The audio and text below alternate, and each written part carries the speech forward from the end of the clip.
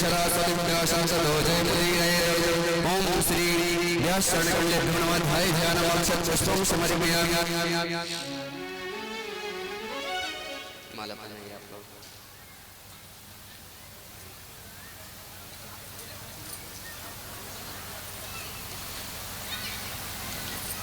दक्षिणा दे दीजिए, प्रणाम कर लीजिए। ओम हरि ओम।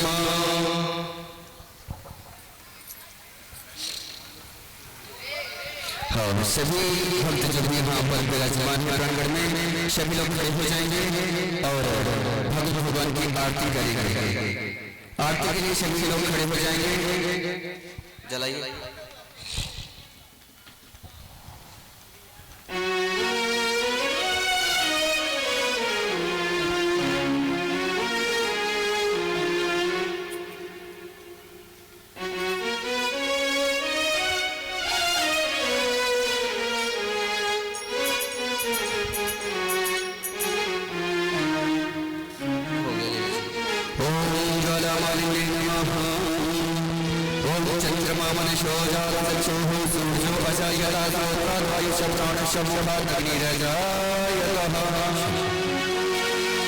श्री भागवत भगवान की है आरती,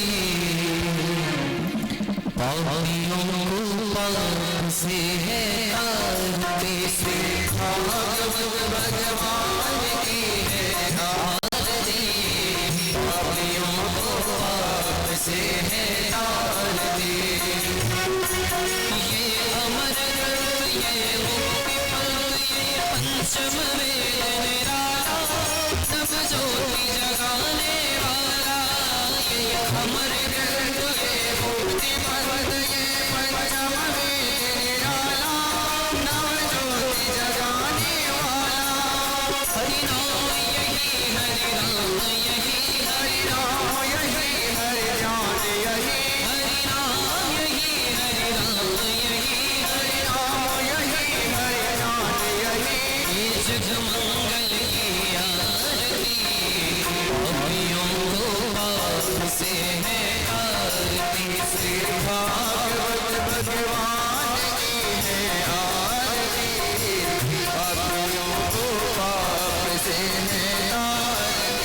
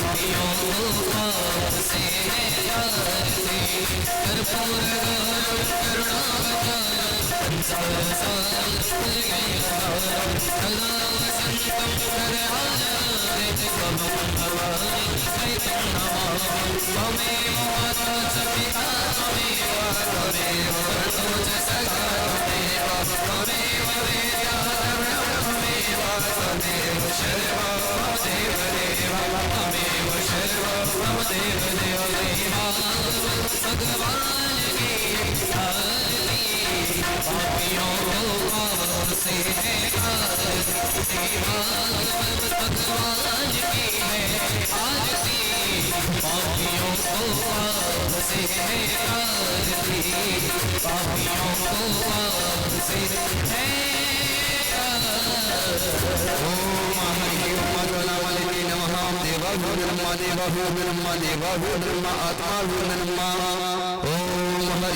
शांति शांति शांति सुंदर भवतु हस्तो प्रक्षल्य हस्तो पुष्पाणि वेदो मंत्र पुष्पांजलि ओम हरि ओम माधुरी नरनमय चंद्रदेव स्थानि धर्माणि प्रथमान्या जन्नादेहनागं महिमानः सुतंत्रजोर्वेशास्याः सन्ति देवा नाना सुगंध पुष्पाणि यथा कालोद्भवानि च पुष्पाञ्जलिर्मया दत्तो ग्रहणं परिवेशरा श्री पुराण पुरुषोत्तमाय नमः श्रीमद्भागवत पुष्पाञ्जलिं समर्पयामि बोले श्रीमद्भागवत महापुराणे बोले श्री व्यास जी महाराज जय शिवदेव भगवान जय श्री नारायण भगवान जय श्री हनुमान जी महाराज जय जय जय श्री राधेश्याम।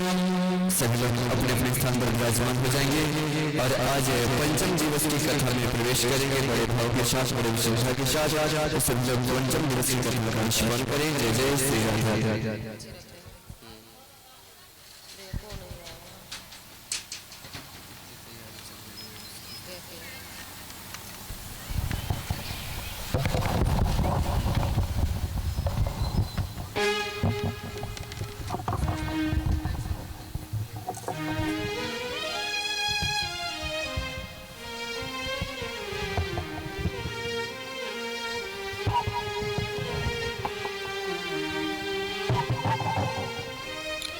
राधे हरि सिया राम सिया राम। जय श्री राधे जय जय श्री राधे जय सिया राम हरि ओम श्री राधे श्री राधे श्री राधे हरि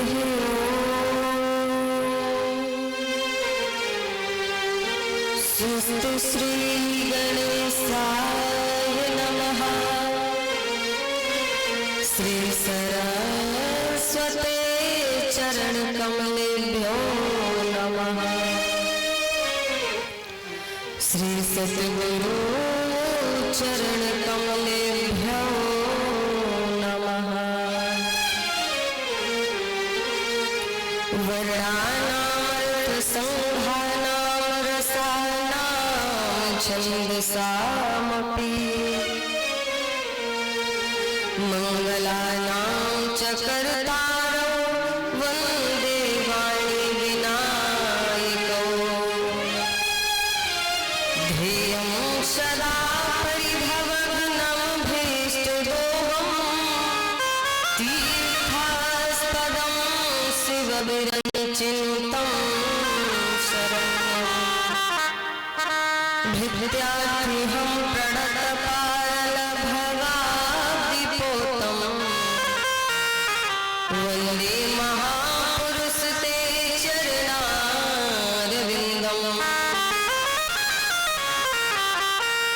नारायणं नमस्कृत्य नरं चैव नरोत्तमं देवीं सरस्वतीं व्यासं ततो जयमुदीरये। अज्ञानतिमिरान्धस्य ज्ञानाञ्जनशलाकया चक्षुरुन्मीलितं येन तस्मै श्रीगुरवे नमः। लक्ष्मीनाथ समारंभ नाथयामुनिमध्यमा अस्मदाचार्य पर्यन्तां वन्दे गुरु परम्परा। जय जय श्री राधा रमण जय जय नमल किशोर जय गोपी चित चोर प्रभु जय जय माखन चोर। राधे मेरी स्वामी मैं राधे जुको दास जन्म जन्म मोह दीजियो श्री वृंदावन को वास। भक्ति भक्त भगवंत गुरु चतुर नाम बपुए जिनके पद वंदन किए नासहि विघ्न अनेक। आइए हनुमंत विराजिए कथा कहो मति अनुसार प्रेम सहित आसन धरो विराजहु पवन कुमार। राधे मेरी मात है पिता मेरे घनश्याम इन दोनों के चरणों में मेरा बारंबार प्रणाम।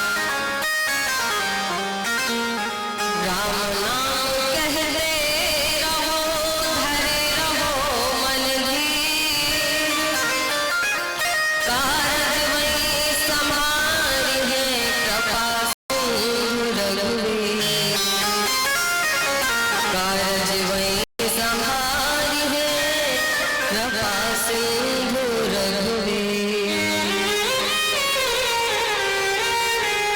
बोलिए भक्तवत्सल भगवान की वृंदावन बिहारी लाल की भागवत महापुराण यज्ञ नारायण भगवान की श्री हनुमान जी महाराज की समस्त बस्ती नगर की जय जय श्री राधे श्याम।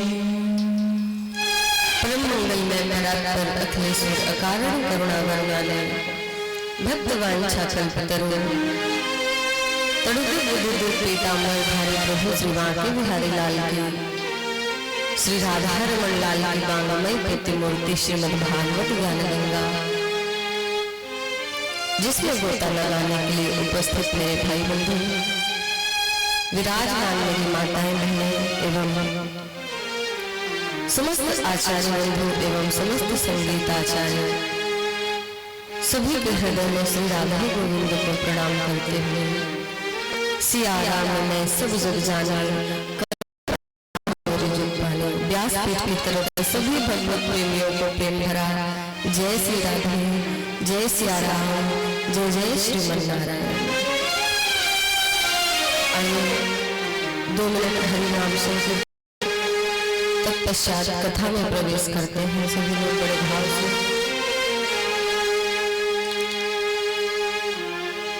गोविंद मेरो है गोपाल मेरो है गोविंद मेरो है गोपाल मेरो है गोविंद मेरो गाइयो सभी लोग गाइए गोपाल मेरो है श्री बांके बिहारी नंदलाल मेरो है श्री बांके बिहारी नंदलाल मेरो है मेरो रमण बिहारी नंदलाल मेरो है मेरो रमण बिहारी नंदलाल मेरो है गोपाल मेरो है गोविंद मेरो है गोपाल मेरो है बंसी बजैया नंदलाल मेरो है बंसी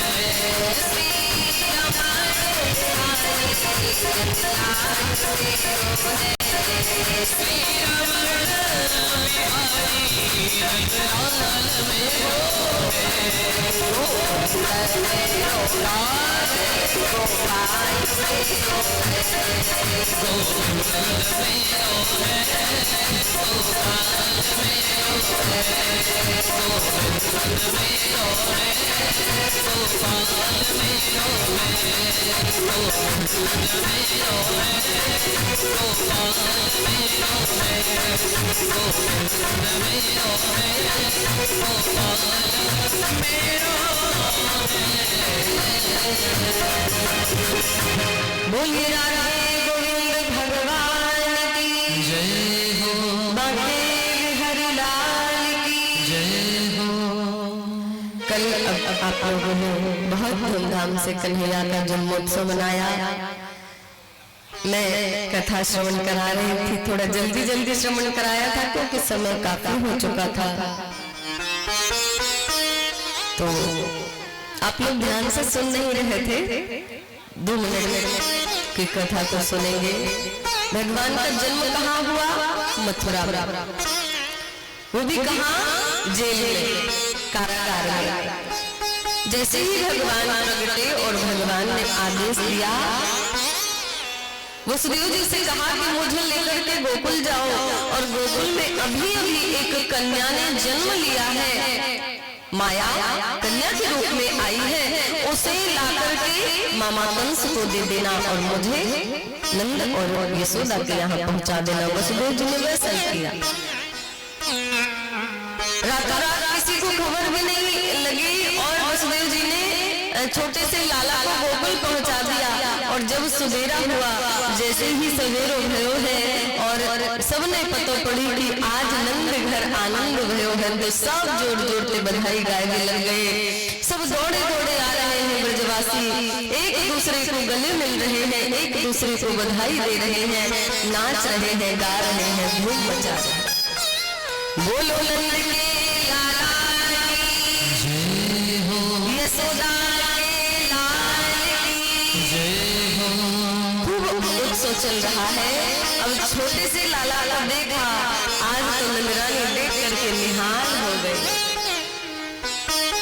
बुढ़ापे में छोरा भयो है, 85 वर्ष के हमारे नंद बाबा जी हैं और 75 वर्ष की नंदरानी यानी यशोदा मैया। अब बुढ़ापे में इतना सुंदर छोरा है गयो, तो बार बार भगवान को धन्यवाद कर रहे हैं। नंदरानी प्रभु आपकी माया को क्या कहे, आपने बुढ़ापे में छोरा दियो और बड़ो सुंदर छोरा दियो। और इधर नंद बाबा समस्त ब्राह्मणों को बुला करके स्वस्ति वाचन करवा रहे हैं। नंदात्मजे उत्पन्ना जातो हल्लादो महामना। समस्त ब्राह्मणों को बुलाया, दौड़े दौड़े गए, यमुना नदी में स्नान किया और स्नान करके महाराज पीला चंदन लगाया है, आंखों में काजल लगाया है और बड़ी सी पगड़ी बांध करके समस्त ब्राह्मणों को बुला के आज कन्हैया का स्वस्ति वाचन जाप कर्म संस्कार समस्त कार्य हो रहे हैं। और सब ब्रजवासी झुंड के झुंड आ रहे हैं आज नंदरानी के घर में लाला का दर्शन पाने के लिए। सबने बड़ो आनंद आ रहे हैं और बहुत आनंद दिखाई दे भी रहे हैं। आज नंद बाबा जी दान लुटा रहे हैं, खूब दान दे रहे हैं। भैया अपना काम आप शांति से कीजिए ना, इधर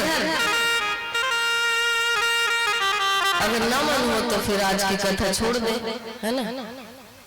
आप आराम से अपना काम कीजिए ना, हम आपको डिस्टर्ब नहीं कर रहे, आप हमें आराम से शांति के साथ बोलिए भक्तवत्सल भगवान की। और कन्हैया का सुंदर आज भैया ने स्नान कराया। सुंदर लाला हमारे छोटे से कन्हैया को पालने में सिवाय दियो है और सब गोपियां आए रहे हैं, सब नंद बाबा दान दे रहे हैं। वैसे तो नंद बाबा जी के महल में 84 खंबे हैं, कम से कम 70 दरवाजे हैं, लेकिन मुख बड़े बड़े 4 द्वार हैं। तो कभी एक द्वार से जाते तो सोना दान करके आते, दूसरे दरवाजे से जाते तो अन्न दान करके आते, तीसरे दरवाजे से जाते और समय मिल जाता तो गौ दान कर देते।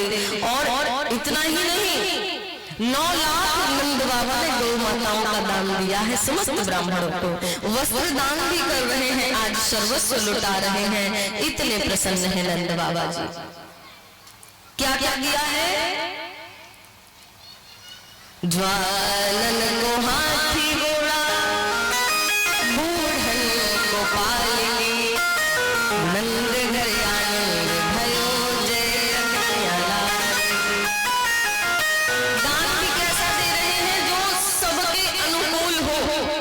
ऐसा दान नहीं दे रहे कि आपने दे दिया भले जाकर के ब्राह्मण देवता घर में फेंक दे, आपने तो दे दिया भाई, आप दान दे रहे थे और उन्होंने वो इस्तेमाल करे ना करे, लेकिन आपने तो दान दे दिया, ऐसा दान नहीं दे रहे।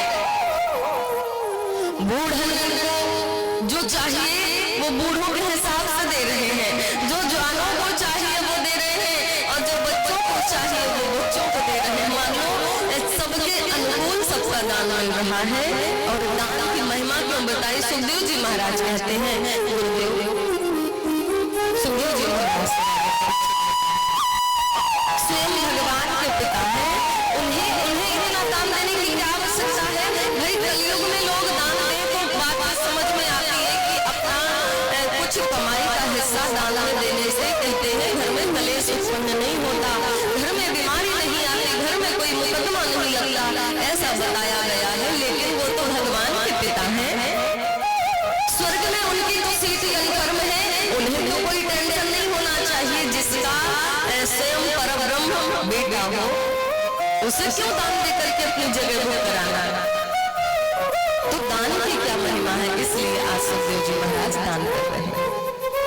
दान तो जीवन में सब कुछ होता है जिसके पास, और भगवान के नाम से कांपने लग जाता है, उसे सोच में पड़ जाता है जाऊंगा तो क्या दान दूंगा, क्या देना है, रोज ही तो जाना है, अरे यज्ञ तो होते ही रहते हैं, क्या दान देना है? कुछ लोग ऐसा भी सोचते हैं। तो जिनके जीवन में सब कुछ होने के बाद जो दान नहीं करते, उनके लिए सुखदेव जी महाराज ने बताया,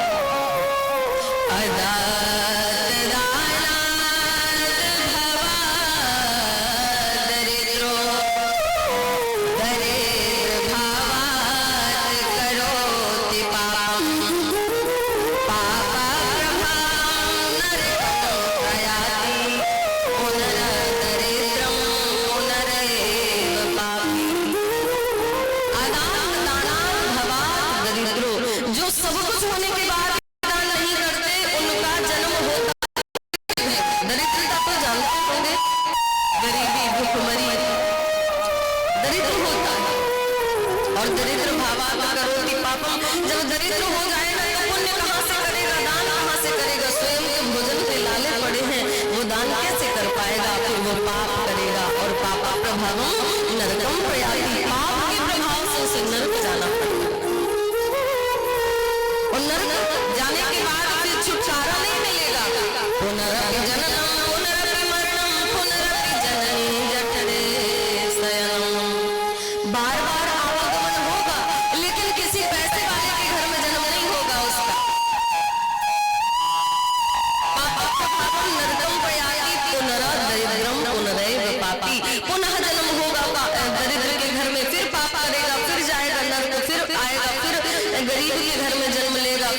करेगा मानो बार बार यही उसे भुगतना पड़ेगा। इसलिए नंद बाबा स्वयं दान दे करके बता रहे हैं, जिस व्यक्ति के जीवन में दान होता है वो व्यक्ति कैसा होता है।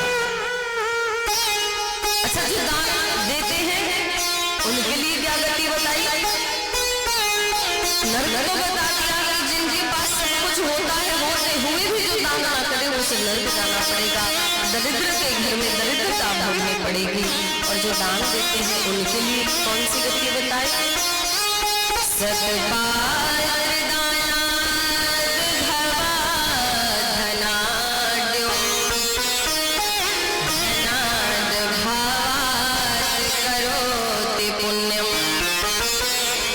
पुण्यम प्रभावं स्वर्गं प्रयाति पुनर्धनाढ्यो पुनरेरुदाता।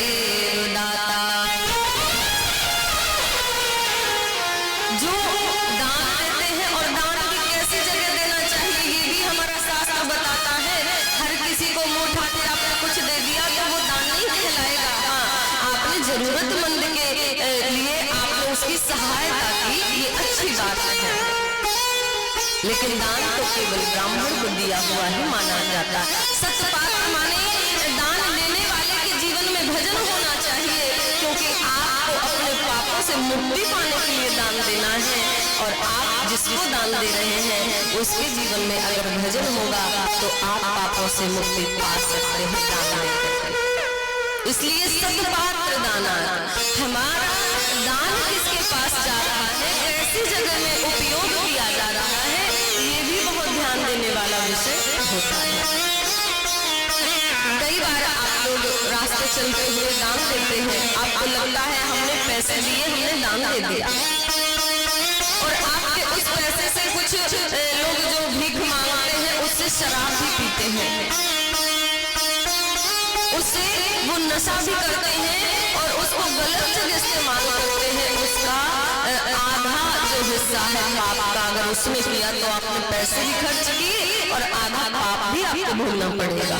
इसलिए जल्दी से देखो, जो व्यक्ति भीख मांग रहा है, जो इधर उधर पड़ा, वो अपना प्रारब्ध तो भोग रहा है, प्रारब्ध तो भोगना ही पड़ेगा, उसने कर्म ही ऐसा किया है। और भीख मांगने के बाद भी लोग नशा करते हैं, शराब पीते हैं, उल्टा सीधा कार्य करते हैं। अरे जिसके जीवन में भजन होगा उसे भीख मांगनी नहीं पड़ती, उसे मांगना नहीं पड़ेगा। जो सच्चा भक्त होगा बैठ करके तू केवल भजन कर, और तेरे भजन करने से भगवान तेरी सारी व्यवस्था करते हैं। अच्छे संतों को कहीं मांगने नहीं जाना पड़ता। संतों को अभी मांगते देखा है आप लोगों ने, लेकिन उनके घर में, उनकी पर्णकुटी में जो उन्हें सुविधा चाहिए, जो अन्न जल जो भी चाहिए समय समय पे पहुंच जाता है, वो मांगने किसी के दरवाजे पे नहीं जाते। इसका तात्पर्य क्या है? हम भजन अगर कर रहे हैं तो भगवान हमारी व्यवस्था स्वतः स्वयं करेंगे। और दान कौन सा है? बोले जो हाथ में संकल्प लेकर के ब्राह्मण को दान दिया जाता है वो हमें ऊपर जाकर के अवश्य मिलता है। और नंद बाबा ने खूब दान लुटाया और इधर बहुत झुंड के झुंड गोपियों के सब आ रहे हैं, यशोदा मैया को बधाई दे रहे हैं। नंदरानी आपके घर में लाला भयो है, आपको बहुत बहुत बधाई हो, बधाई हो, बधाई हो कह करके गोपियां नृत्य कर रही हैं, झूम रही हैं और लाला को आशीर्वाद भी दे रही है। ऐसा ना है कि सिर्फ लाला को दर्शन करने के लिए आई हैं। अच्छा, ब्रजभाषा तो नहीं बात समझ में आती होगी ना? क्यों माता हो? इधर देखो, थोड़ी सी संख्या जो भी हो आप ध्यान से सुनो। ब्रजभाषा अगर मैं बीच में बोल दूं तो समझ में आ जाएगी, आवेगी ना? हाँ, क्योंकि ये बाल लीलाओं में जब तक ब्रजभाषा ना हम बोलेंगे तो हमारा मन ना भरेगा, हमें लगेगा ही ना कि हम अपने लाला की कथा सुनाए रहे हैं, है ना? फॉर्मेलिटी टाइप का लगेगा। इसलिए ब्रजभाषा समझने का प्रयास करिएगा। जब झुंड के झुंड आए लगे गोपियों के, तो नंदरानी ने लल्ला को तैयार करे हैं और सुंदर से सजाए के पालने में लिटाए दियो। और आके सभी गोपियां बधाई दे रही हैं और लाला को आशीर्वाद दे रही हैं और कहा कह रही है हो तेरो ललना रे मैया तेरो ललना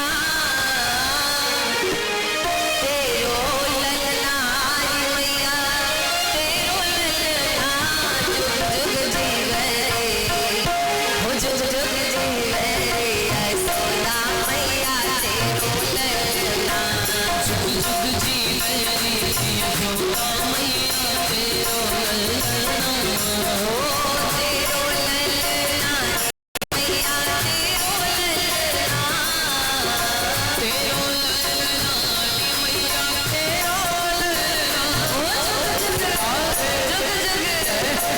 जुग जीवे यशोदा मैया तेरो ललना जुग जीवे यशोदा मैया तेरो ललना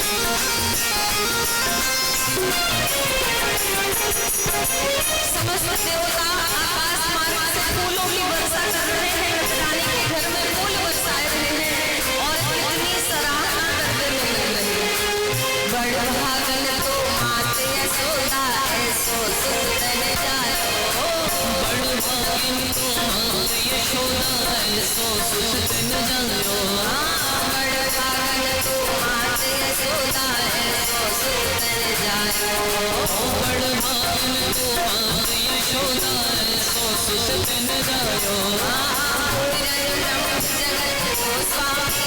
जगत को स्वामी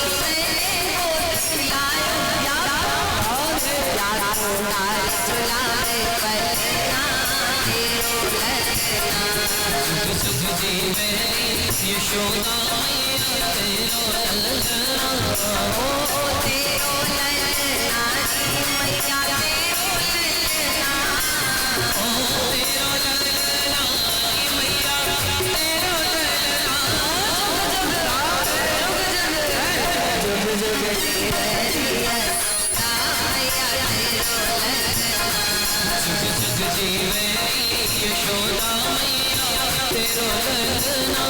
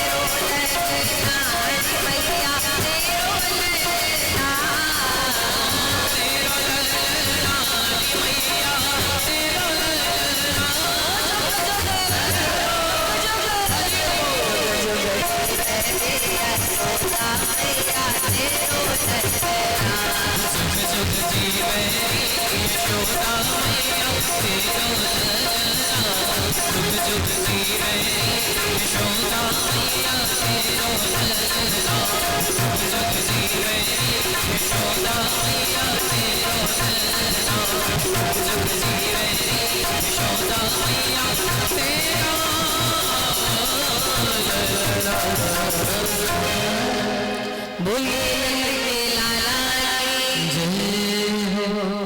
आज देवी देवता समस्त देवता कह रहे हैं प्रभु आपने जो स्वरूप लिया है कितना सुंदर स्वरूप है कि हम सब लाइन लगा के खड़े हैं आपका दर्शन पाने के लिए, लेकिन बड़ भागन तो मात यशोदा ऐसो सुख बन जायो।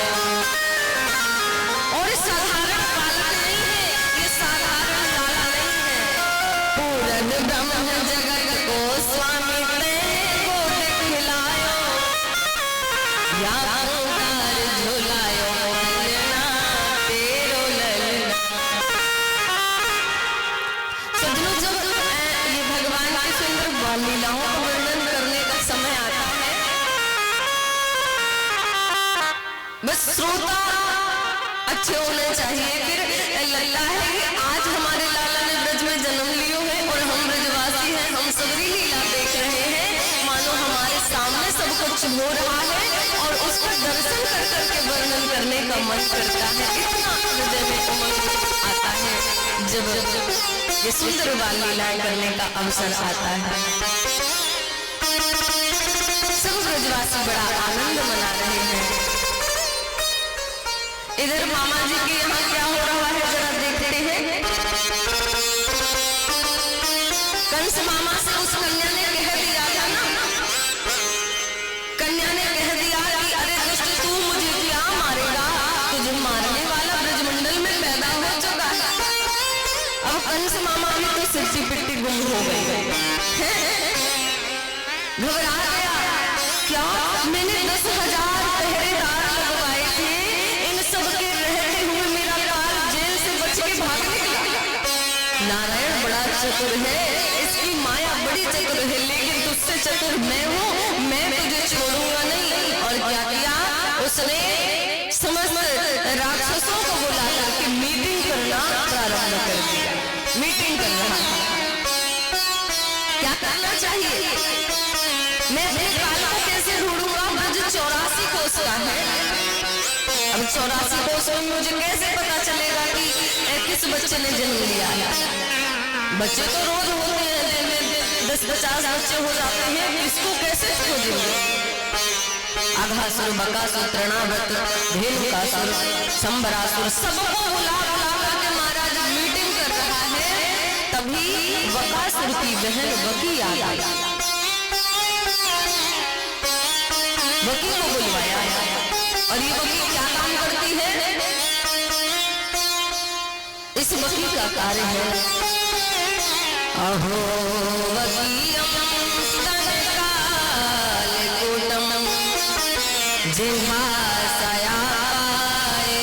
जिह्वासयापाययागसादि लेभे कटिमधारयुचितं ततोऽन्यं कम्बादयालुं शरणं व्रजेम।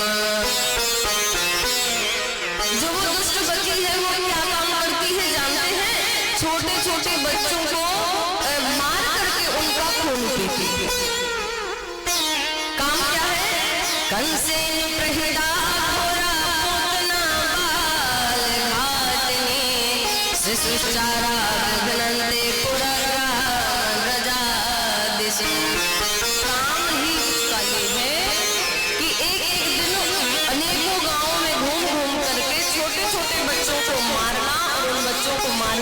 खून पीना उसका काम। पूतना बाल खाती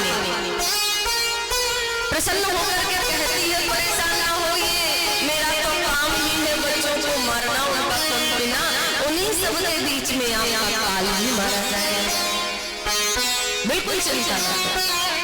अच्छा, कंस ने देखा पूतना की ओर तो कह रहा, इतना विकराल तेरा स्वरूप है, इतनी प्रचंड है जो देखने में इतनी लंबी चौड़ी, तुझे अपने घर में कौन घुसने देगा भाई?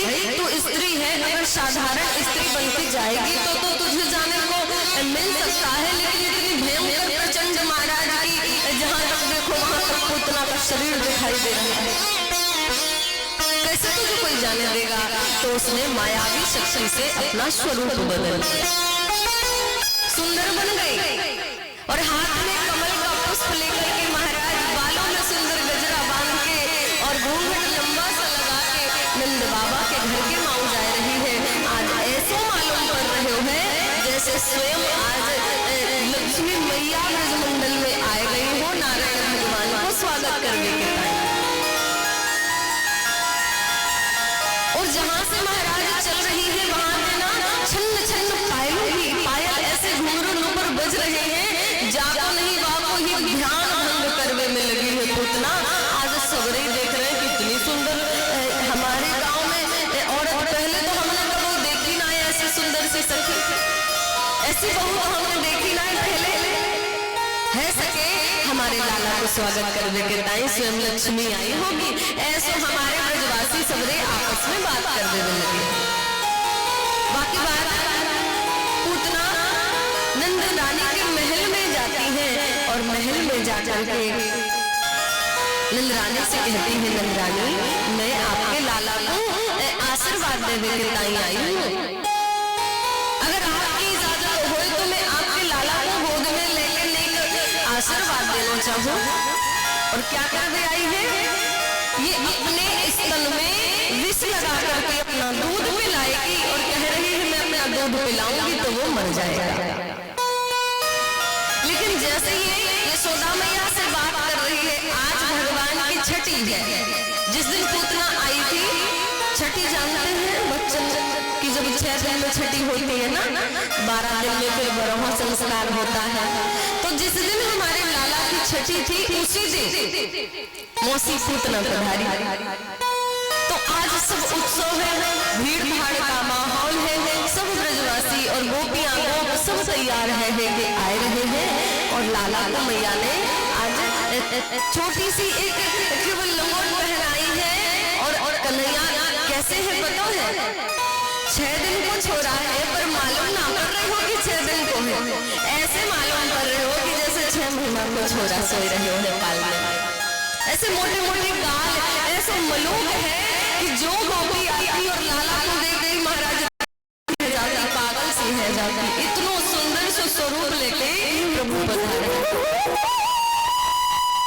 कृष्ण और बलराम के पालने अगल बगल दोनों के पड़े हैं, लाला 6 दिन के हैं और मैया ने मोटो मोटो से काजल लगवा दिया। अच्छा, छठी वाले दिन बुआ जी काजल लगावे है ना, तो कन्हैया की बुआ नंदा सुनंदा ने दोनों ने एक आंख में, अब बूढ़ी बूढ़ी तो बुआ थी, अब उनने जब काजल लगाया उन्हें कन्हैया ने हाथ हिलाए दियो तो आंख के अंदर तो कछु ना लगे, लेकिन बाहर बाहर महाराज मोटो मोटो और कालो कालो से बनाए दिए।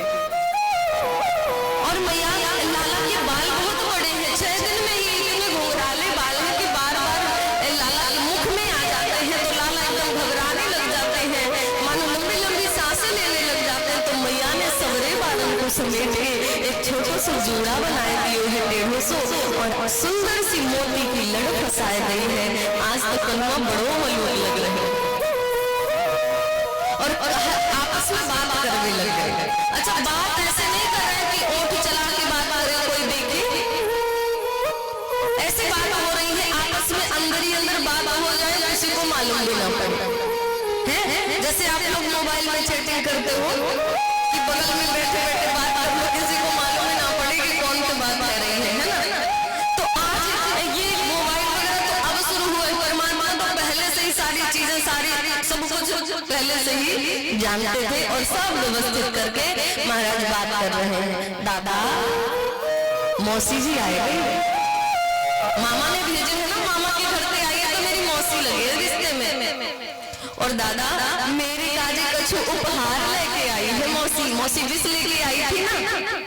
तो बलदाऊ दादा कह रहे लाला अच्छी बात है, मामा के यहाँ से तो सबसे पहले सगुन मामा के घर का ही आता है ना, और हमारे मामा ने भी हमारे लिए सबसे पहले सगुन भेजे हुए, या तो बहुत बड़ी बात है, बहुत बढ़िया है लाला। बोले दादा एक काम करो, मौसी जी जो लेके आया वो तुम ले लो, जो गिफ्ट आया है मेरे लिए, बोले मुझे नहीं चाहिए तुम ले लो। दादा कह रहे ना लाला, दूसरे के हिस्सा को कोई ना खा सके ना ले सके, तेरे मामा आयो है तो तू ही ले लो, मैं तो ना लूंगा। अब वो उपहार क्या है, कालकूट विष है, जहर पिलाने आई है। तो कह रहे मैं विष पीने नहीं आया, मैं तो दूध दही माखन छाछ खाए देके ताई ब्रजमंडल में आयो हूँ। आज मैया को दूध पीनो है कि मौसी जी सबसे पहले जहर के बारे में आ गई।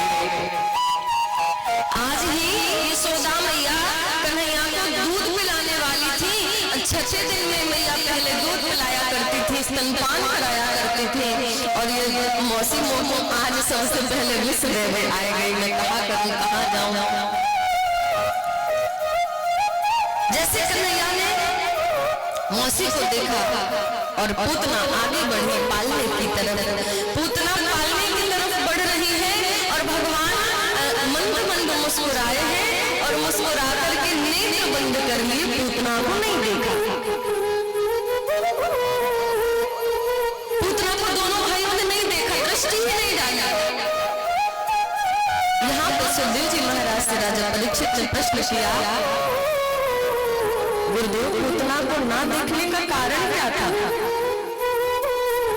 क्यों नहीं देखा? भगवान को सबकी ओर नजर डालते हैं, सबकी ओर दृष्टि डालते हैं, चाहे वो कोई शत्रु हो चाहे मित्र हो, सबको देखना तो पड़ता है। लेकिन इस पूतना ने ऐसा कौन सा कार्य किया है जो आई और भगवान ने नहीं देखे? बोले इसलिए नहीं देखा कि कई कारण है इसके। पहला कारण सज्जनों बताया कि भगवान भोले बाबा को याद कर रहे थे नेत्र बंद करके, कह रहे हैं भोलेनाथ मैं तो दूध दही खाए के ताई ब्रजमंडल में आयो हूँ, गोकुल आयो हूँ, और आज को मौसी जी विष पिवाए में आ गई है, और जो समुद्र मंथन में विष निकला था आपने बहुत आसानी से पी लिया था। तो आइए मेरे कंठ में बैठ जाइए, मेरे गले में बैठ जाइए, मैया का दूध मैं पीता जाऊंगा, अपनी मौसी जी का स्तन मैं पीता जाऊंगा, और विष विष आप पीते जाइएगा। तो भोलेनाथ का स्मरण कर रहे हैं, नेत्र बंद करके। देव देव महादेवा होता मन भूत भावना, राजना शरणागना त्रैलोक दहना विसा। देवों के देव महादेव आप आइए मेरे कंठ में बैठिए, मुझे जहर नहीं, मुझे विष नहीं पीनो, मैं तो छोटो सो कन्हैया बन के आयो हूँ, आज मेरी छठी है, या बजते कन्हैया ने नेत्र बंद कर लिया। दूसरो कारण बतायो कि भगवान के नेत्र स्वयं सूर्य और चंद्रमा है, और पूतना क्या काम करती है? पूतना बाल धारिणी, पूतना बालकों की हत्यारण है, बालकों को मारती है। तो ये सूर्य चंद्रमा पलकों के द्वारा अपने आप को ढक रहे हैं, इस दुष्ट को हम अपने नेत्रों से नहीं देखना चाहते, इसलिए भगवान ने नेत्र बंद कर लिया। और तीसरा कारण बताया, अगर मैंने नजर भर के पूतना को देख लिया तो मुझे प्रेम हो जाएगा, और मुझे प्रेम हो गया तो मैं फिर सदगति कैसे कर पाऊंगा? जो गति मुझे देनी है पूतना मौसी को, वो गति नहीं दे पाऊंगा, मैं फिर मार नहीं पाऊंगा। जिससे मैं प्रेम करता हूँ फिर उसे कैसे भला मार सकता हूँ? अगर मैंने पूतना मौसी से नजरें मिलाई तो फिर मुझको प्रेम हो जाएगा। नजरों से नजर मिल जाए, एक बार मोहब्बत हो जाए, आती लब पर जब वो नजरें, हर बात निराली हो जाए। चाहता, मैं नजरें नहीं मिलाना चाहता, मौसी से कन्हैया ने नेत्र इसलिए बंद की। लेकिन जिस समय भगवान नेत्र बंद करके भी मुस्कुराए महाराज, ऐसी मुस्कुराहट कि करोड़ों कामदेव बेहोश होकर के गिर जाए, ऐसी सुंदरता है भगवान। आप लोग कुछ लोग अपने घरों में लड्डू गोपाल की सेवा करती है माता, क्यों मैया करती है ना, करती है, जानती है लड्डू गोपाल मेरे ये बैठे मेरे कितने सुंदर दिखते हैं ना, लेकिन ये भी किसी कारीगर ने इन्हें सुंदरता दी है, किसी मिस्त्री ने बनाया है इन्हें। ये मूर्ति है हमारे लिए सर्वस्व है, लेकिन संसार यही कहेगी ना कि ये मूर्ति है। जब मूर्ति को घर लाते हैं तो प्राण प्रतिष्ठा होती है, जब इन्हें अभिषेक कराते हैं तब इनमें प्राण आते हैं, फिर तो ये खेलते हैं हमारे साथ, है ना। उस मनुष्य ने इन्हें बनाया, जिस मनुष्य को विधाता ने बनाया है, तो जरा सोचिए कि जब मूर्ति में इतनी सुंदरता है, एक मनुष्य के द्वारा बनाई हुई मूर्ति इतनी सुंदर है कि हमारा बार बार मन उनकी ओर जाता है, हमारा आकर्षण भगवान की ओर बढ़ता है। तो जरा सोचिए कि परब्रह्म कितना सुंदर होगा। कभी सोचा है कि भगवान की सुंदरता कैसी है?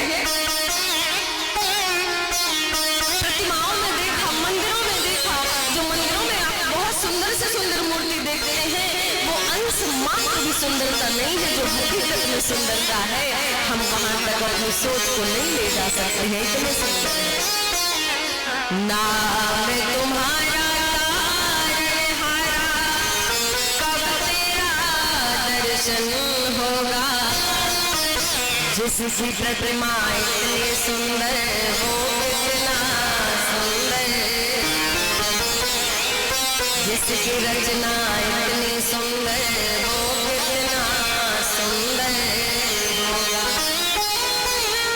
जिसने संसार को बनाया, आपको बनाया, हमको बनाया, कितना बढ़िया बनाया, कितना परफेक्ट, जो चीज जहाँ होनी चाहिए सब कुछ विधाता ने जैसे भी कहा, तो स्वयं बहुत सुंदर। और इतना मुस्कुराहट को देख करके बेहोश होने लगी, महाराज आंखें फाड़ के देख रही, आई को मार ली, लेकिन सुंदरता को देख करके महाराज निहाल हो गजरारी तेरी नयन में भरा हुआ कछ सोना है, तेरा तो हंसने औरों कमर बस जान हाथ से होना है, क्या खूबी हुस्न बयान करो, अति सुंदर श्याम सलोना है, श्यामा सती प्राण वो धन वो तो ब्रज का एक खिलौना है। बहुत सुंदर लगे और जब मुस्कुराए तो कैसे लगे, वो तेरी मंद मंद मुस्कुराया पे, तेरी मधुर मधुर मुस्कुराया पे, वो बलिहार प्यारे जो, बलिहार प्यारे जो, बलिहार प्यारे जो, बलिहार प्यारे जो, तेरी मंद मंद मुस्कुराया पे, तेरी मंद मंद मुस्कुराया पे, बलिहार प्यारे जो, बलिहार प्यारे जो, बलिहार प्यारे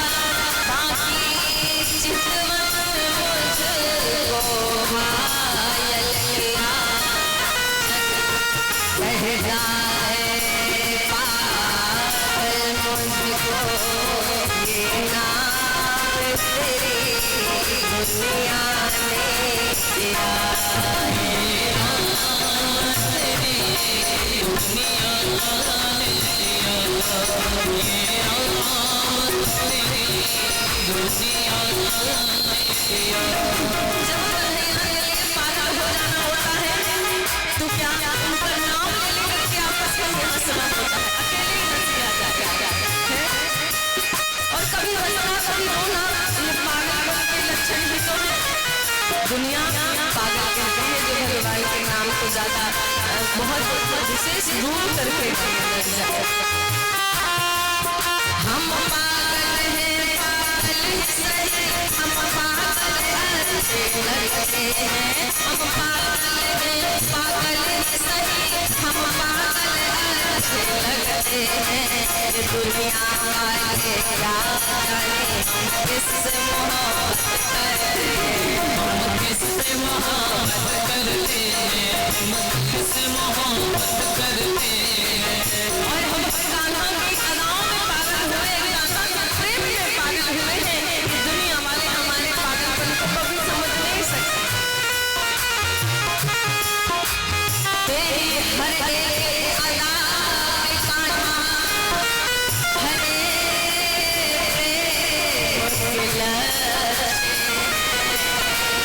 हमें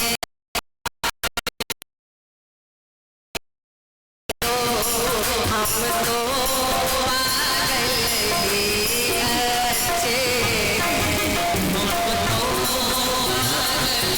ही अच्छे, हम तो पागल ही अच्छे।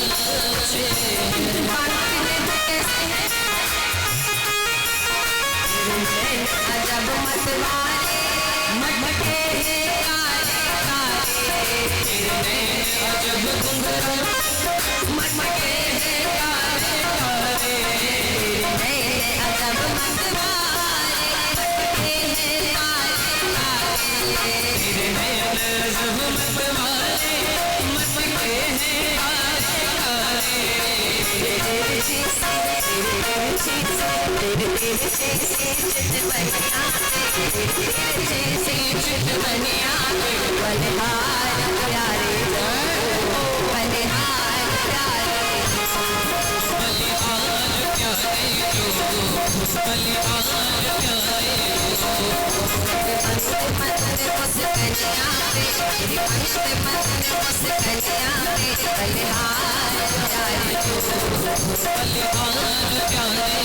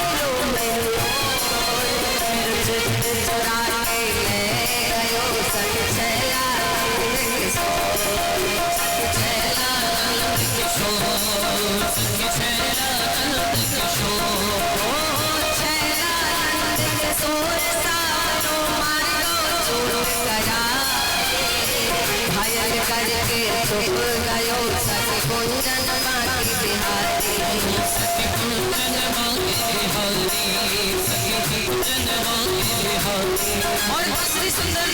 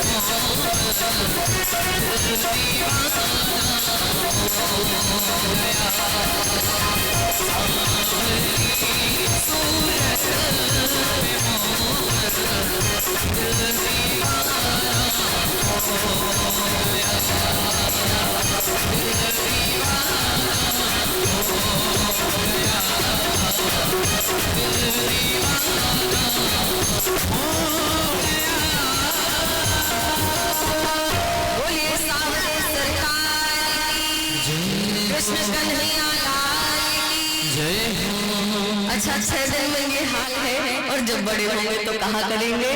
अभी सब सुनने को मिलेगा आप लोगों को भी कि बड़े होंगे कहा कर रहे हैं हमारे छोटे से कनुआ। अब नाम ना धरे मैया कहती है कनुआ कार्य कार्य से है सलोनी सूरत है तो मैया कनुआ कनुआ कह के बुलावे मैया। धीरे धीरे लाला देखने को बिल्कुल भी प्रयास नहीं कियो और पूतना मौसी को जैसे ही स्मरण आयो पूतना करी अच्छा बड़ा मुस्कुरा रहा है। अरे मैं तो तेरी सुंदरता में फिसली जा रही हूँ, मैं तो तुमको मारने आई हूँ, रुक जा दुष्ट बालक अभी तुझे बताती हूँ। पूतना मौसी ने गोद में उठायो और गोद में उठाए के अपनो स्तनपान कराने लग गई, दूध पिलाने लग गई। कन्हैया ने मुस्कुराते हुए दूध पीना प्रारंभ किया और महाराज धीरे धीरे करके पूरे विश्व को खींच लिया भोलेनाथ ने और ठाकुर जी दूध के साथ साथ पूतना मौसी के प्राणों को भी खींचने लगे। जैसे ही पूतना ने प्राणों को भगवान खींचने लगे तो पूतना मौसी बन के आई थी सुंदर, लेकिन नकली चेहरा ज्यादा देर चलता नहीं है, असली आई जाता है। तो जहाँ जोर से भगवान ने खींचने का बहुत ज्यादा प्रयास किया, पूतना मौसी का ब्लड प्रेशर हाई हो गया, पसीना पसीना हो गई। महाराज चिल्लाने लगी छोड़ दे छोड़ दे छोड़ दे और जोर जोर से चिल्लाती हुई अपने असली रूप में आई और कन्हैया को लेके दौड़ने लगी, भागने लगी बाहर की ओर। बस यही चिल्ला रही है हे दुष्ट बालक छोड़ दे ये पूतनाएं माने पहले उस राक्षसी का नाम नाम था वगी। जब दूध पिलाना प्रारंभ की तब तक नाम था उसका वगी। बकासुर की बहन है, लेकिन जहाँ समय वो भागती हुई माने कही ये पूत ना है, ये ऐसे पूत होए, पूत माने पुत्र बेटा, ऐसे पूत होए कहा कि छोटो सो है गलों को मारे डाल रहे हो, मेरी जान लिए ले रहे हो, ये पूत ना है, ये तो कोई राक्षस है, ये तो कोई देवता है, ये कोई देवता है जो बहुत मायावी है, ये पूतना है। ताद उनके बात नाम पड़ो है पूतना। सबरे ब्रजवासी कहने लगे पूतना पूतना माने पूतना आई है, हमारे यहाँ पूतना आई। कन्हैया ने जोर से प्राणों को खींचा है, पूतना का शरीर धड़ाम से पृथ्वी में गिरा। भयंकर आवाज आई है, सजनों पूतना गिरी है। बोले पूतना मर्दन जिस समय पूतना पृथ्वी में गिरी तो मानो इतनी भयंकर गर्जना हुई जैसे बादल फट गए। चारों ओर ब्रज के मोर बोलने लगे, पक्षी भागने लगे, सब पशु घबरा गए। महाराज जंगल से दूर नर भटकने लगे, आखिर हो क्या गया, क्या हो गया भैया, ये पहाड़ कहाँ पे गिरा है। मैया यशोदा ने देखी कि मेरो छोरा जो पालने में सो रहे हो, कल वो पालना खाली है। मैया तो घबराए कि बेहोश है गई, होश ही ना आई, मैया कहाँ पड़ी है। गोपी ने जल को छीटा मारे है और मैया को बिठायो। मैया धैर्य धारण करो, अब आपको लाला लेके आए हैं। लाला ने पूतना को मार दियो। अरे ऐसे ना है सके, 6 दिन को छोरा कैसे मार देगो, वो तो भगवान ने हमारे लाला की रक्षा करी। मैया ना जाने कि स्वयं सबसे बड़े भगवान मेरे छोरा है। मैया कह रही कि मेरे लाला की रक्षा करने के ताई भगवान ने आज हम सबकी सहायता करी है, और भगवान ने पूतना को समय रहते हुए मार दिया, नहीं तो कुछ गलत हो जाता मेरे कनुआ के साथ में। क्या किया ब्रजवासियों ने देखा इतना भयंकर शरीर। अच्छा सुखदेव जी महाराज से राजा परीक्षित ने पूछा भी था, गुरुदेव इतनी आवाज क्यों आई है कि ब्रजमंडल के सब पशु पक्षी घबरा गए, भयंकर आवाज करने लगे, ऐसे क्या था। पूतना राक्षस ही तो थी, कितने राक्षस मर गए हैं। जानते हैं पूतना कितनी लंबी चौड़ी थी, 18 किलोमीटर लंबी चौड़ी, उतनी ही चौड़ी और उतनी ही लंबी। अब 18 किलोमीटर लंबा चौड़ा पहाड़ कहीं गिरेगा तो भयंकर आवाज तो आएगी। धरती धंस गई थी महाराज, भूमि फट गई थी जिस समय पर पूतना गिरी थी। भगवान ने धीरे से अपना पैर स्पर्श कराया, अरे पृथ्वी तू कैसे हार सकती है, अभी तो तुझे बहुत कुछ सहना है। छोटा सा चरण भगवान ने पृथ्वी को दिया कि मैं तुम्हारे साथ हूं, तब जाकर के पृथ्वी हार सह पाई। कितनी भयंकर थी। छोटे छोटे टुकड़े करके बहुत विशाल चिता जलाई गई और पूतना के शरीर से सुंदर सुगंध निकली, भगवान में समाहित हो गई। आगे लाला 12 दिन के, धीरे धीरे करके 12 दिन के हुए। बरहो जिस दिन आता है उस दिन, अच्छा मामा जी शांत थोड़ी बैठने वाले हैं। कंस मामा पूतना मर गई तो क्या हुआ, दूसरा भेजूंगा।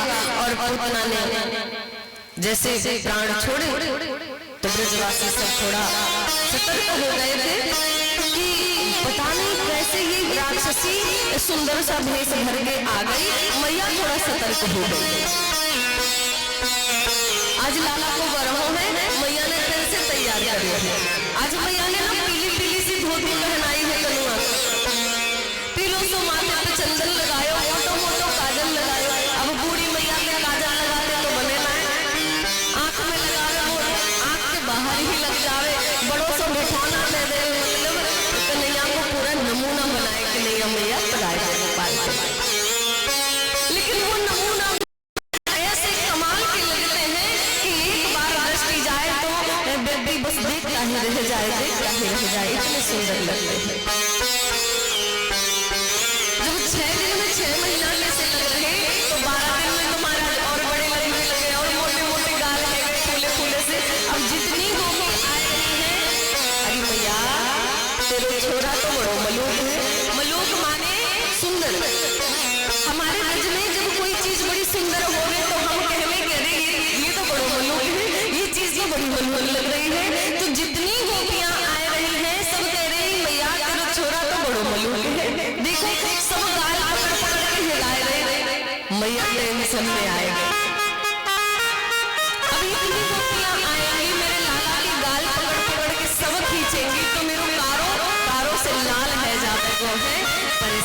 जाएगा, क्या करूं?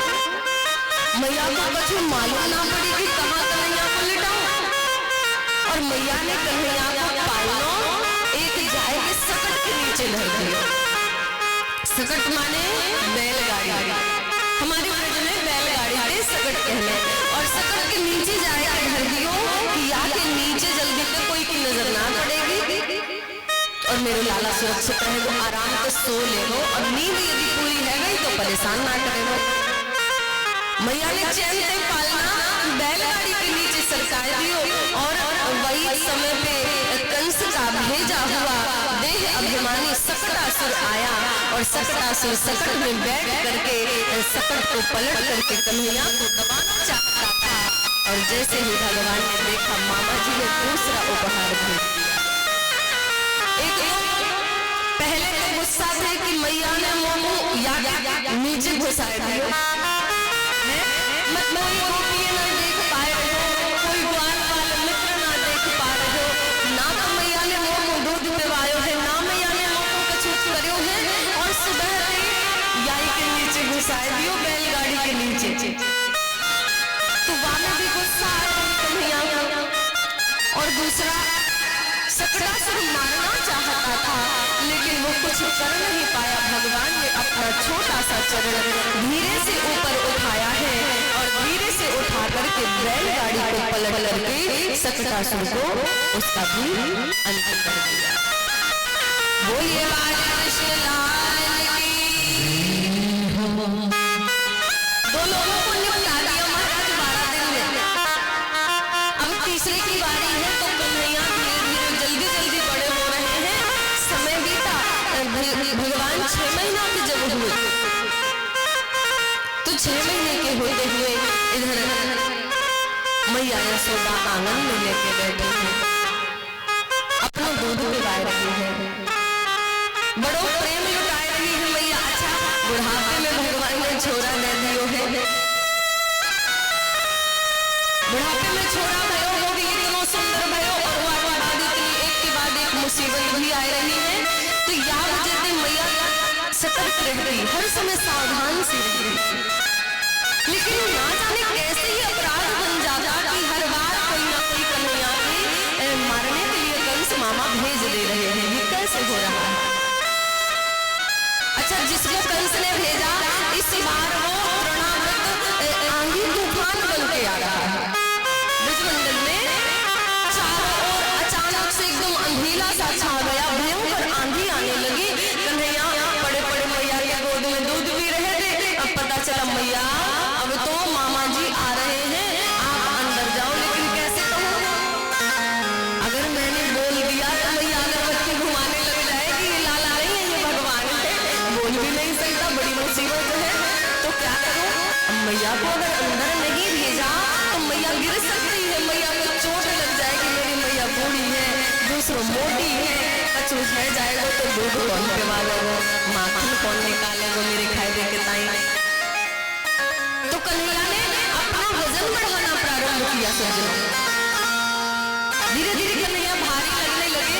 मैया सोच रही है, यशोदा मैया सोचने लगी, अभी तक तो लाला बड़ा हल्का था, अचानक से इतना अच्छा, आज तेने कालिंदी गैया को दूध ज्यादा पी लियो लाला, या वजह से बहुत भारी है गयो। और मैया उठाए के पालने में लिटाए आई और मैया का जो काम करने लगी। तब तक कन्हैया ने इधर इस तृणाव्रत को निपटा दिया।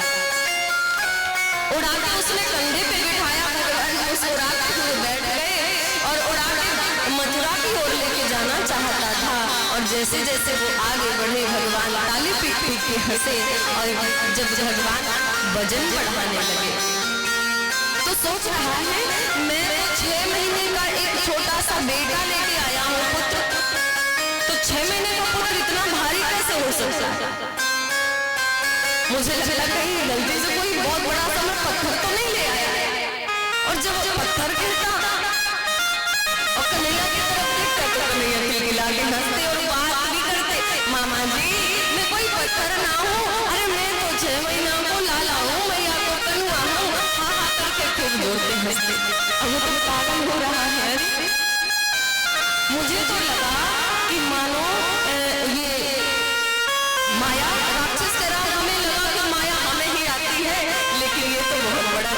जो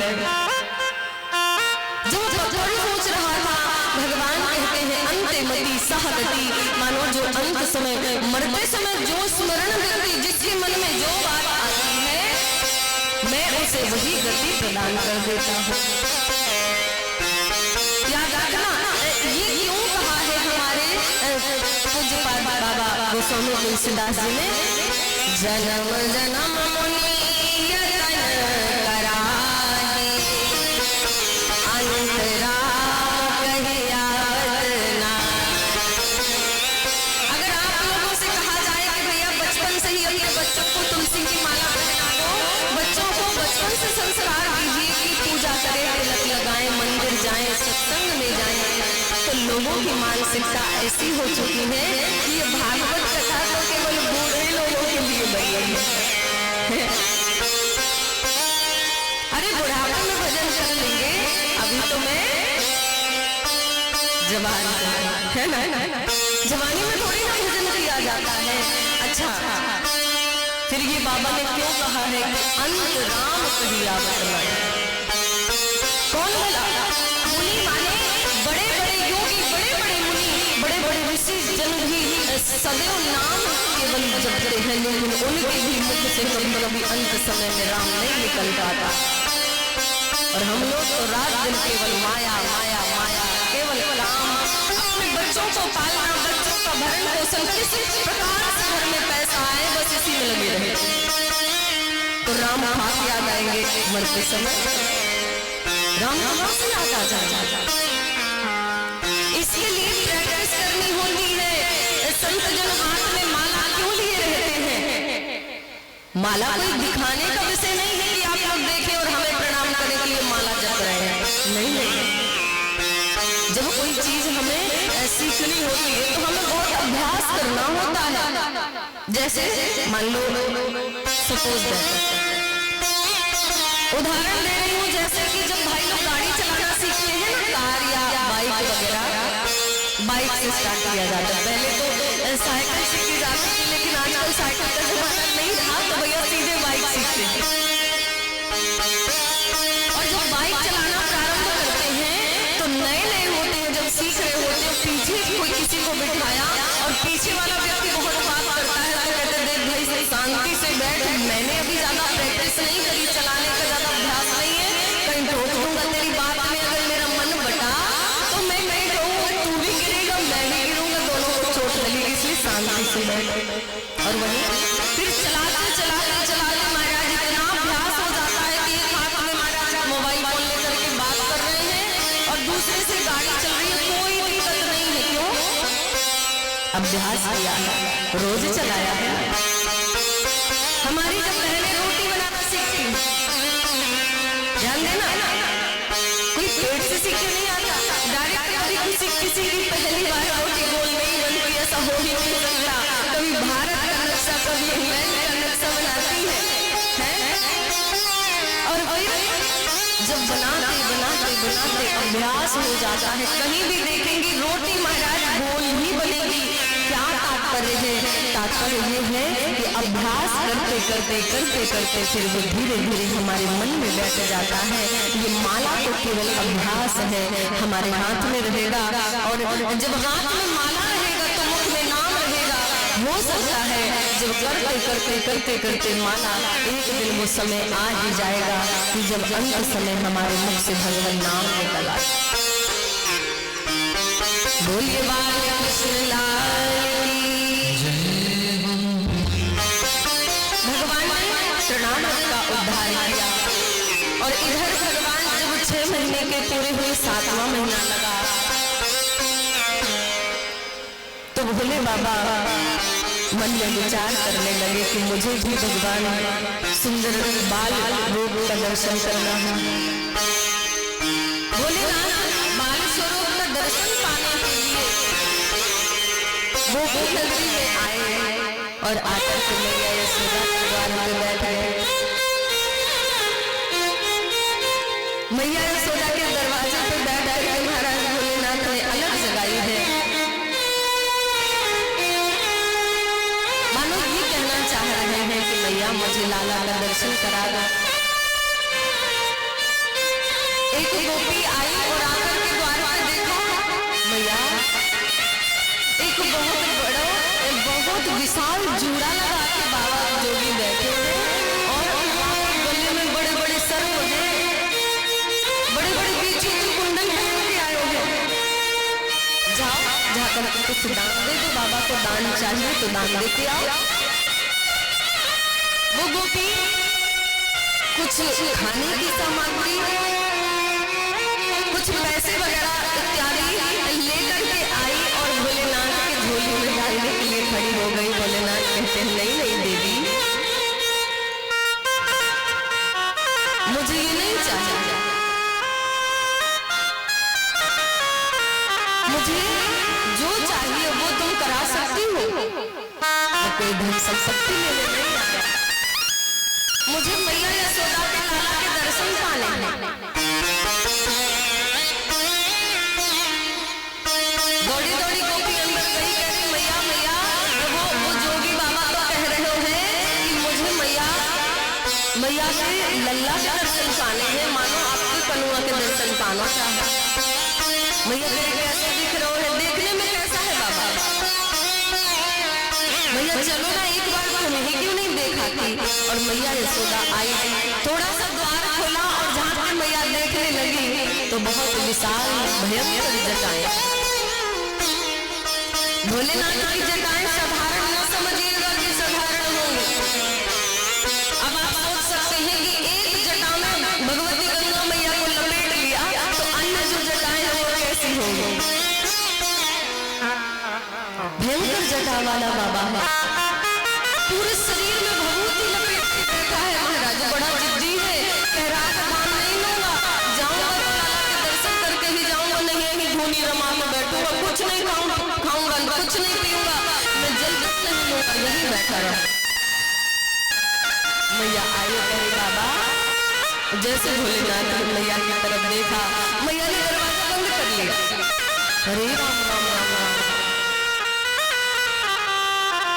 ये बाबा इतना भयंकर इतना डरावना है कि यहाँ गले में जो सर्प है ऐसे जीभ लप कर रहे हैं, आपको देख के मुंह को डर लग रहे हैं। मेरा छोटा सा कन्हैया डर जाएगा तो कहा करूंगी मैं, मुझको लाला के दर्शन। सुबह पे शाम है गई सज्जनों, शाम हो गई, भोले बाबा बैठे हैं, कन्हैया से मानो बात हो रही है आपस में। कन्हैया अंदर है, साथ द्वार बहुत अंदर, और बाबा भोलेनाथ द्वार पे बैठे हैं, लेकिन जैसे वीडियो कॉल करते हैं ना हम लोग, अंदर ही अंदर वीडियो कॉल चल रही है।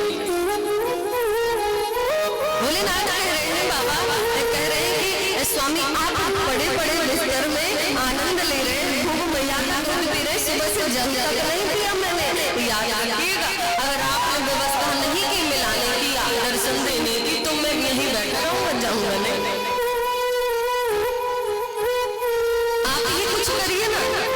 कन्हैया कहते हैं मैं कुछ न कुछ उपाय अवश्य करता हूँ।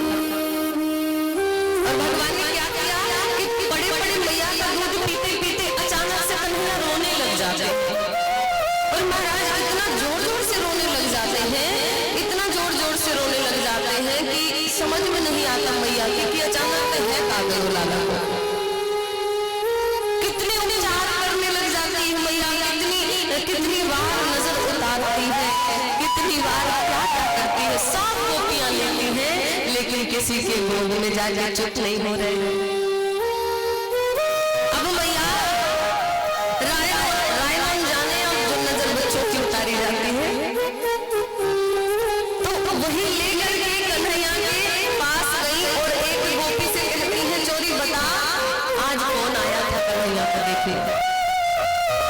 मैया जब से लाला भयो तब से हजारों गोपियां दिन भर आती हैं, हजारों लोग दिन भर आते, बोलो मैं किसको बताऊं।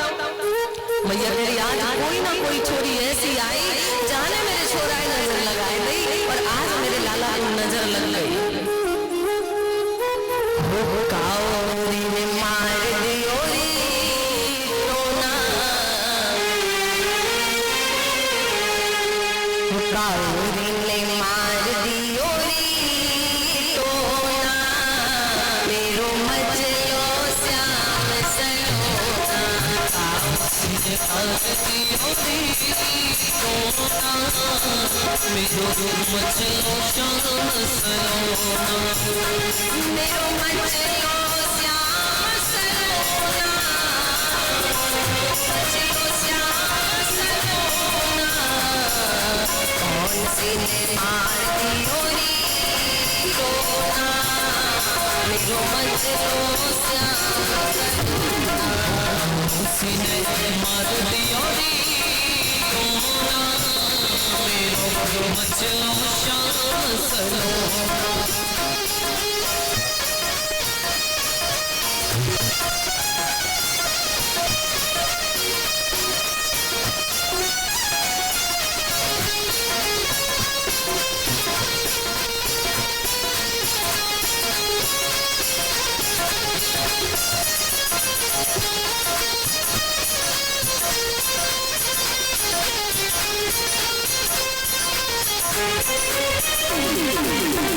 मंच के आसपास जो भी कोई स्मोकिंग कर रहा हो, निवेदन है मेरा, सिगरेट बहुत ज्यादा महक रही है तो आप थोड़ा दूर जाकर के पीजिएगा। और मैया जितने खिलौने दे रही है कन्हैया को, सारे खिलौने फेंक रहे हैं लाला। हो दूध ना पीवे लाला दही ना खावे, दूध ना पीवे लाला दही ना खावे, ना पीवे लाला दही ना खावे, दूध ना पीवे लाला दही ना खावे, लाले माखन लोना, नाटी माखन लोना, कौन सी ने मार दियो री रोना, मेरो मचलो श्याम सलोना, किसी ने मार दियो री रोना मेरो मचलो श्याम सलोना मेरो मचलो श्याम सलोना। और मैया आई आकर के बार बार परेशान है, सारे खिलौने तोड़ तोड़ के फेंक रहे हैं, ना दूध पी रहे हैं, ना दही, ना माखन, ना छाछ, कुछ भी नहीं लाला ले रहे हैं। आज परेशान हो गई मैया। फिर एक गोपी निकल के जा रही थी तो भोले बाबा कहते हैं क्यों परेशान हो रही हो, क्या बात है? बोली आज हमारे लाला को किसी की नजर लग गई है और हमारा लाला बहुत रोए रहे हैं, और कोई झाड़वे वारो बाबा हो तो वाको लेवावे के ताई हम जा रहे हैं, हम वाको लेवे के ताई। बोले मुझे झाड़ना आता है, मैं बहुत अच्छा झाड़ा लगाता हूँ, एक बार लेके तो चलो अंदर।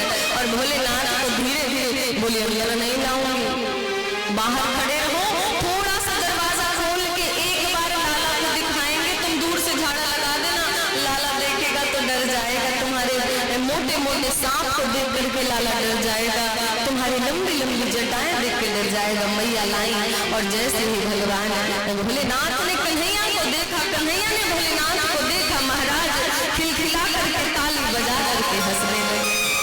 बोले शंकर भगवान की, आशीश्वर महादेव की। मैया कहती है मारे बाबा तो बड़ो जादू को ना आवे हैं, मैंने सोची कि कछु झाड़ो देवो, कछु भभूति देवो, तने तो कछु ना करो, तने देख लियो मेरे लाला को। और मेरे लाला की नजर उतर गई।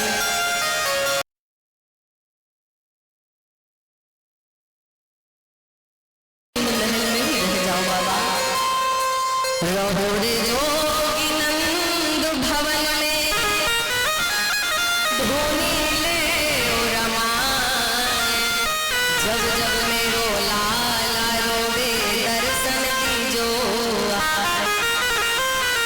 इस प्रकार से भगवान को सुंदर सुंदर बातों से एक ही बात एक सब आते रहे। और मैं कथा को बहुत जल्दी ही विश्राम, ऐसा आदेश हुआ है कि तुरंत विश्राम करना है, तो मैं कुछ विस्तार नहीं करूंगी, कथा को विश्राम की ओर ले जाऊंगी। और इनका कोई अंत थोड़ी है? भगवान का और भगवान की कथाओं का कोई अंत नहीं होता। हरि अनंत हरि कथा अनंता, कहाँ है सुने ही बहु विधि सब संता। सभी अपने अपने हिसाब से सभी कोई अपना अपना भाव प्रकट करता है। तो भगवान धीरे धीरे बड़े होते हैं, अनेकों लीलाएं की हैं। भगवान ने माटी भी खाई, मैया ने कही लाला तूने माटी खाई ना, मैया मैंने माटी ना खाई। अपना मुख दिखाइयो खोल के, जब कन्हैया ने मुख दिखायो है तो कहा देखो नंद रानी ने अगणित रवि शिव सतसि चतुरानन बहुगिर सरित सिंह महकार।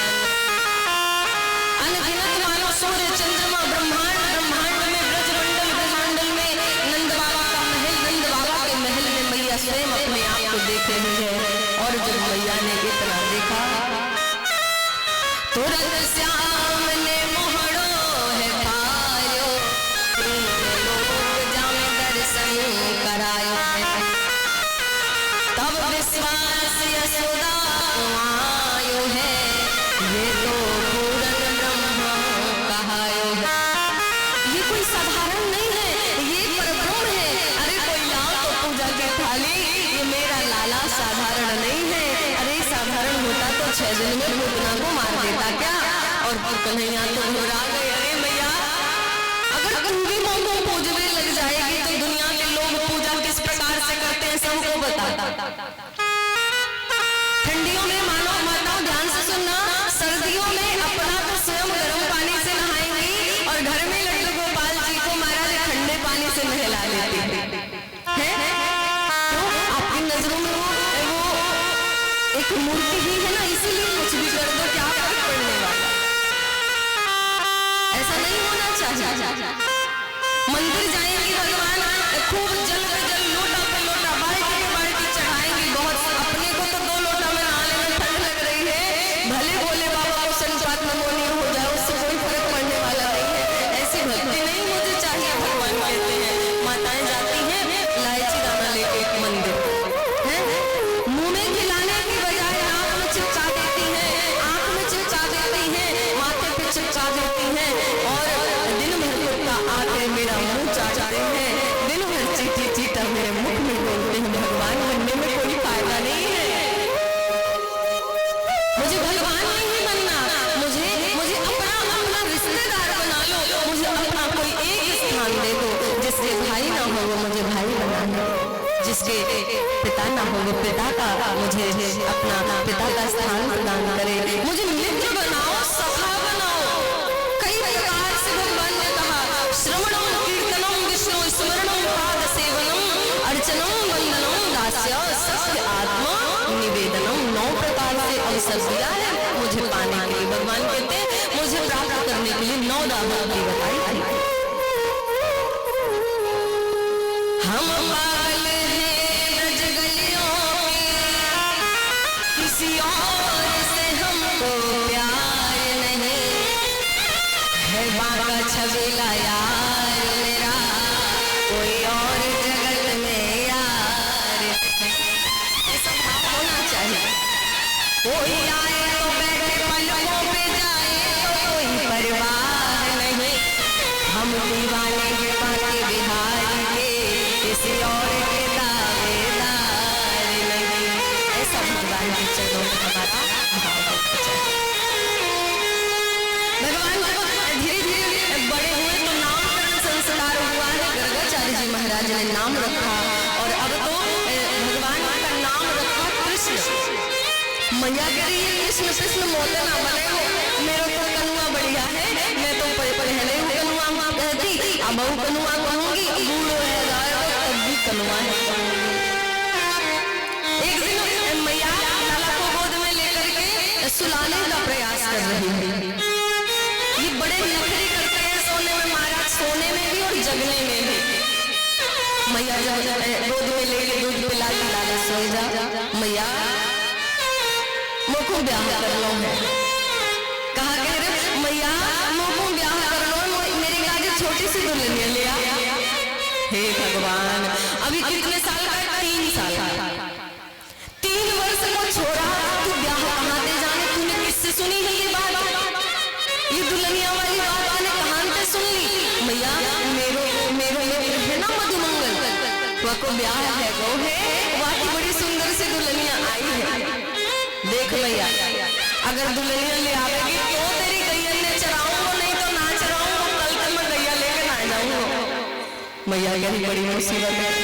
अच्छा लाला तू अभी सोए जा, मैं कल बाबा को भेजूंगी तेरे काजे बहू ढूंढ लेके आएंगे। मैं कल भेज दूंगी तेरे लिए बहू लाने के लिए, बहू खोजने के लिए। अभी तो सो जा। कैसी दुल्हनिया चाहिए मैया? इतनी बड़ी दुल्हनिया लइयो मेरे काजे कि मैं जब गैया ने चरावे खेत में जाऊं, मैं जंगल जाऊं गैयन को लेके, तो मैं अपनी दुल्हनिया को जेब में धर लूं और जब मन करे तो निकाल के देख लूं और फिर जेब में धर लूं। ऐसी बहू चाहिए मुझे। मैया कह सो जा लाला। दुल्हनिया की बात को अच्छा छोड़, तुझे अच्छी सी मैं नई बंसी ला करके दूंगी लाला। सो जा, मैं थक गई हूं तुझे सुलाते देख सब सो गए, तू क्यों नहीं सो रहा है? मैया तेरे ब्याह कब भयो? तने बाबा को पहले देखे कि ना देखे? मतलब बड़ी बड़ी पुरखों जैसी बातें करते हैं, तरह के प्रश्न। मैया कहती है लाला दारी को याने मोए इतनो तंग कर लियो, पूरे दिन याने ताजे ताजो माखन निकालो, रोटी बनाऊं, पूरे दिन काम करूं और रात को ये पागलों के तरह प्रश्न कर करके मेरा दिमाग खा जाए। अच्छा लाला देख कितना सुंदर चंद्रमा निकले हैं, देख तो को देख रहे हो है कि इनको छोरा कितना बदमाश है, कितनी शैतानी कर रहे हो। देख चंदा मामा, मैया ने यूं ही ऐसे कह दिया सुलाने के लिए, देख कितना प्यारा चंद्रमा है, चंदा मामा तुझे देख रहे हैं। अच्छा अब तो चच गोदी से कूद गए। मैया मैया सुन, हाँ लाला मुझे सुलाना है ना? हाँ सो जा, मैं यही चाहती हूँ। तो फिर पता है कैसे सोऊंगो? कैसे? मैया रे मैं तो चंद्र खिलौना लई हो। मैया मुझको चंदा मामा चाहिए। अगर तुम्हें सुलाना है तो पहले मेरे हाथ में चंदा मामा ला के दे दे, और अगर ना दोगे तो तुम लोग कान खोल के गोदी से उतर गए। और जय हो लौट धरने में मैया, मैं तेरी गोद ना आई हो। मैया रे मैं तो चंद्र खिलौना। अच्छा दारी को कह रहे हो कि लौट जाऊं, धमकी दे रहा है कि लौट जाऊंगा। लौटना है तो लौट जा, अगर लौट जाएगा तो तेरे ही कपड़े खराब होंगे, मेरा क्या जाएगा? जा लौट जा। कन्हैया मेरी बात फेल हो गई, कुछ और बोलूं, कुछ और सोच के बोलूं तो दूसरा कहते सुन मैया अगर चंद्रमा नहीं दिया तो जानती है कहा सुर भेगाए को पैमान न करी हो। आज से दूध नहीं पीऊंगा, उपवास करूंगा। सुर भेगाए पैमान न करी हो, बोनी शीस ना गुथई हो। मैया रे मैं तो चंद्र खिलौना लई। मैया कहती है जब भूख लगेगी ना, भूख अच्छे अच्छों के होश ठिकाने कर देती है। जब भूख लगेगी तो दारी को आए के अपने मन से दूध पिएगा, तू पी या ना पी मुझे कोई फर्क नहीं पड़ने वाला, मैं जा रही हूँ सोने। और तेरे बोनी माने में बाल नहीं बनवाऊंगा, छोटी नहीं करवाऊंगा। मैया कह रही मत करवाओ, मुझे क्या करना है? बड़े बड़े जुए पड़ जाएंगे ना तो घसीट के यमुना जी में फेंका मैं तो मत करा छोटी। ये भी बात फेल हो गई तो दौड़े दौड़े गए और बाबा की गोद में चढ़ने लगे। बाबा ऐसे मानो हाथ को लाके हो मैं पुत्र नंद बाबा को तेरो सतना कहे हो। मैया रे मैं तो चंद्र खिलौना लई। मैया कह रही बढ़िया आज की रात तो चैन से सो लूंगी मैं, बाबा संभाल लेंगे। और बाबा के पास भी गए तो जानते हैं कितने नखरे किए। बाबा मोको गरम दूध पीनो है। बाबा कह रहे कहते बवाल आएगा मेरे पास है, या तो मैया ही संभाल पाएगी, मेरे बस को है ना। लेकिन अब आज बात के ऊपर बात है, बात भी फेल हो जाएगी लाला की अगर मैंने ना सुवाया तो। बाबा मैं गरम दूध पीता हूँ रात में। बाबा बेचारे गए रात में दूध लेके आए, पिया। बाबा इसमें तो आपने मिश्री नहीं डाला। मैया को मिश्री डाल के नहीं दूध देवे। दूध लेके आए, मिश्री दिया। बाबा बाद में मैं लड्डू भी खाऊं दूध के बाद। अच्छा लाला बाकी बात फिर इधर करवट ले रहे हैं, उधर करवट ले रहे, नींद ना आ रही तो बाबा से करे बाबा तुम मुझे प्रेम नहीं कर रहे हो, प्यार नहीं हो? क्यों कर तो रहा हूँ। अरे मैया को लोरी गाय के सुवावे और तुम लोरी ना गाओ। बाबा कह रहे लाला तू मार दे वो मुझको, बुढ़ापे को शरीर रात भर सोवे ना देवो, तो कैसे सवेरे काम करूंगा? लोरी वोरी मेरे बस की ना है, मैं लोरी ना गा पाऊंगा। मैया मुझे रात में अपनी छाती पे लिटा लेती है, अपने पेट में लिटा करके मुझे सहलाती है, तब नींद आती है। बाबा ने कहा ठीक है आज हमें तो झल्ले ला लो, और उठ के बैठ गए छाती पे। बाबा तुम्हारे अंदर से तो धक धक आवाज आ रही है, जैसे बैलगाड़ी दौड़ रही हो ना, तुम्हारे शरीर में तो बैलगाड़ी की आवाज आ रही है, मोटर कार की आवाज आ रही है। बाबा कह रहे लाला कुछ ऐसा ना है रो, मेरी श्वास सुनाई दे रही है, तेरे नखरे तो केवल ये सोदा उठा सकती है, और पकड़ा हाथ ले ये सोदा ये हमारी बस का नहीं है। और मैया के द्वार पे बैठी थी, नींद किसको आ रही है? भला कन्हैया के बिना नींद आए? मैया ने लोरी लिया और लोरी गाते हुए कन्हैया को सुलाया, और धीरे धीरे हो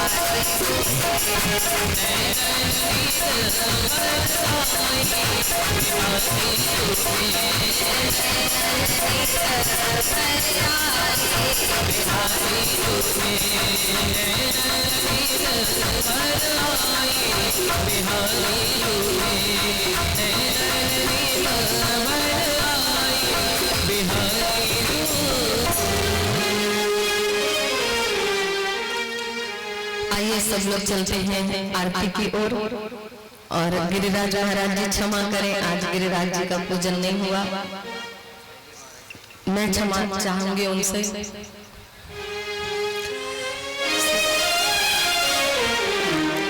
ऐसा रिकॉर्ड है कि कथा जब से प्रारंभ की पहली बार होता है।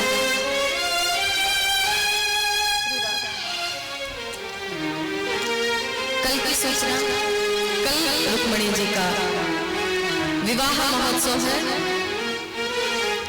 विवाह बेटी का किस प्रकार से मनाते हैं सब लोग, बहुत विस्तार नहीं करूंगी, सब लोग आइएगा।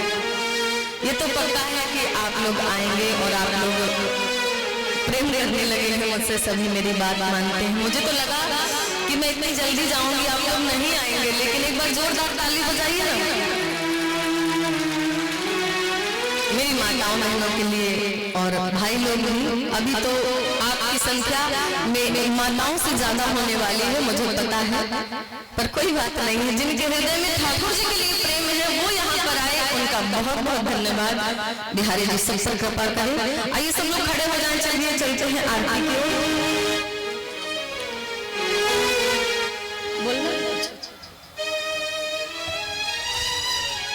ले लीजिए।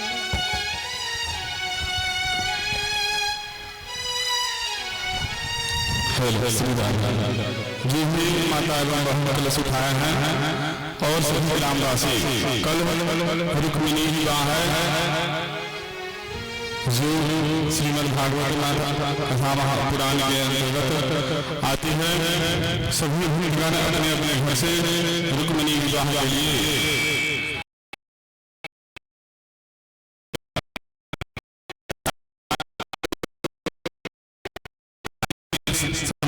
वो लोग